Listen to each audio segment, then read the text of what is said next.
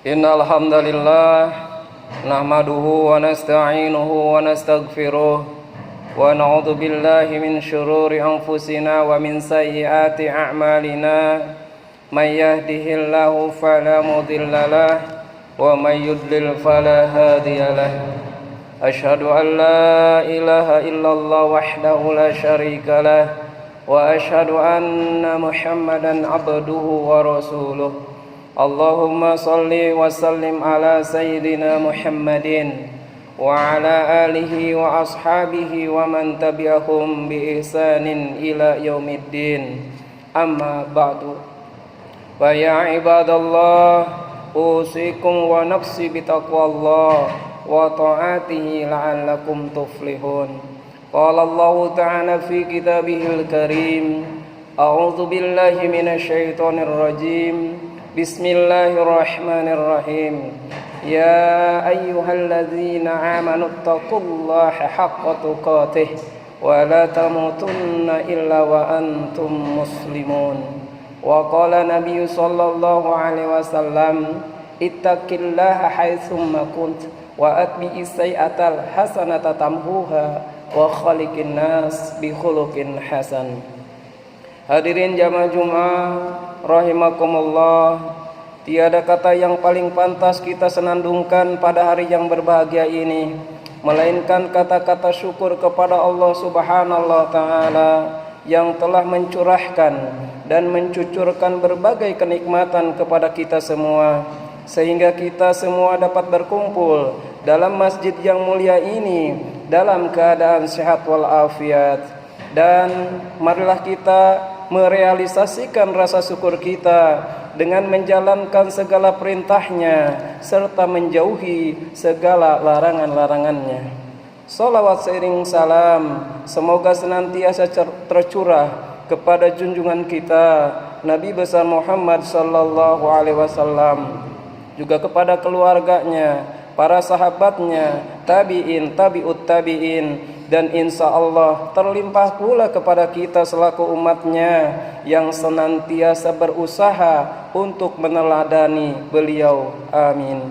Hadirin jamaah Jumat rahimakumullah, sebelum khatib menyampaikan khutbahnya, sudah barang tentu menjadi kewajiban seorang khatib untuk menyampaikan wasiat takwa. Marilah senantiasa kita tingkatkan mutu kualitas iman dan takwa kita kepada Allah Subhanahu wa taala. Karena iman dan takwa itulah satu-satunya bekal bagi kita untuk menuju kehidupan yang kekal dan abadi, yakni kehidupan akhirat.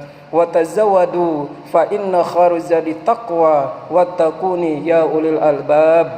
Berbekallah, dan sesungguhnya sebaik-baik bekal adalah takwa, dan bertakwalah kepadaku wahai orang-orang yang berakal. Quran surat Al-Baqarah ayat 197. Hadirin jamaah Jumat rahimakumullah, Allah Subhanahu wa taala berfirman di dalam surat At-Tin ayat 3 dan 4, a'udzubillahi minasyaitonir rajim, laqad khalaqnal insana fi ahsani taqwim tsumma radadnahu asfala safilin. Sesungguhnya kami telah menciptakan manusia dalam bentuk yang sebaik-baiknya, kemudian kami kembalikan dia ke tempat yang serendah-rendahnya, neraka. Dalam surat At-Tin di atas, Allah Subhanahu wa taala menggambarkan tentang dua keadaan manusia. Yang pertama yakni manusia ahsani taqwim, manusia yang paling baik. Kemudian yang kedua yakni manusia asfala safilin, manusia yang paling rendah. Dalam tafsir Jalalain disebutkan bahwa ahsani taqwim adalah manusia yang memiliki bentuk yang paling baik dibandingkan dengan makhluk yang lain. Sedangkan asfala safilin adalah gambaran manusia pada saat usia tuanya yang tidak lagi mampu untuk mengerjakan aktivitas sehari-hari sebagaimana yang dilakukan pada waktu mudanya. Kemudian tafsir ini melanjutkan bahwa pahala dan dosa itu diberikan Allah Subhanahu wa taala pada saat seseorang itu mulai akil balik, lebih-lebih pada waktu mudanya. Kemudian dalam tafsir Muyassar disebutkan bahwa ahsanit taqwim adalah sama pengertiannya dalam tafsir Jalalain, yakni manusia memiliki bentuk paling baik dibandingkan dengan makhluk yang lain. Sedangkan pengertian asfala safilin sendiri adalah manusia yang tidak taat kepada Allah dan Rasulnya, kelak akan dikembalikan pada tempat yang paling buruk daripada tempat yang lain, yakni neraka jahanam yang panasnya lagi berkobar-kobar apinya. Dan sebaliknya, manusia yang mentaati Allah Subhanahu wa taala dan Rasulnya serta menjauhi segala larangannya akan ditempatkan pada tempat yang paling indah, yakni surga yang di dalamnya penuh dengan kenikmatan-kenikmatan yang abadi. Hadirin jamaah Jumat rahimakumullah. Lalu bagaimana kita meraih kedudukan ahsanit taqwim dan menjauhi dengan sejauh-jauhnya asfala safilin?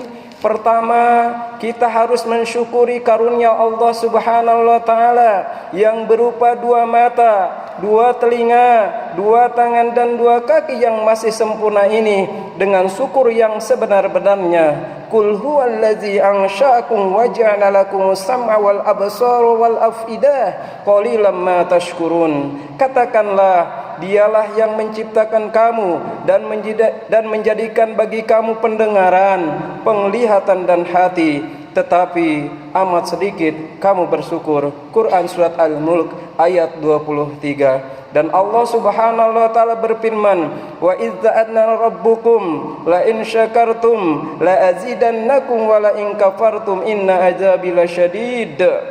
Dan ingatlah juga, tak kala Tuhanmu memaklumkan, sesungguhnya jika kamu bersyukur, pasti kami akan menambah nikmat kepadamu, dan jika kamu mengingkari nikmatku, maka sesungguhnya azabku sangat pedih. Quran surat Ibrahim ayat 7. Kedua, kita harus menggunakan karunia badan yang masih sempurna ini dengan menggunakannya sesuai dengan fungsi dan kegunaannya, karena Allah Subhanahu wa taala akan meminta pertanggungjawabannya di akhirat kelak. A'udzu billahi minasyaitonir rajim. Wala taqafu laisa laka bihi ilm. Inna sam'a wal basar wal fuada kullu ulaika kana anhu mas'ula. Dan janganlah kamu mengikuti apa yang kamu tidak mempunyai pengetahuan tentangnya. Sesungguhnya pendengaran, penglihatan dan hati, semua itu akan diminta pertanggungjawabannya. Quran surat Al-Isra ayat 36. Hadirin jamaah Jumat rahimakumullah. Dari ayat di atas kita dapat mengambil hikmahnya bahwa semua tindakan yang kita lakukan, baik itu dari mata, telinga, tangan dan kaki, semuanya akan diminta pertanggungjawabannya. Maka jangan sampai tangan yang seharusnya kita gunakan untuk membantu serta memberikan sedekah kepada orang yang membutuhkan, malah kita gunakan untuk menganiaya, menyiksa, bahkan membunuh orang lain hanya karena hal yang sepele. Dan jangan sampai tangan yang kita miliki ini kita biarkan untuk mengurangi timbangan, mengurangi yang seharusnya menjadi hak orang lain, lebih-lebih korupsi yang sangat-sangat merugikan orang lain. Begitu juga dengan mata. Jangan sampai kita biarkan mata kita melihat hal-hal yang dilarang oleh agama, bahkan hal-hal yang jelas-jelas dilaknat oleh Allah Subhanahu wa taala. Begitu juga telinga, mulut dan kaki. Jangan sampai telinga dan mulut kita gunakan untuk mendengar dan mengucapkan hal-hal yang tidak sewajarnya. Tetapi marilah kita gunakan mulut dan telinga ini dengan memperbanyak membaca Al-Quran, berzikir kepada Allah Subhanahu wa taala, serta membaca kalimat-kalimat thayyibah. Karena tangan, kaki, serta mulut kita akan menjadi saksi di akhirat kelak. Al-yawma nakhtimu ala afwahihim wa tukallimuna aydihim wa tashhadu arjuluhum bima kanu yaksibun.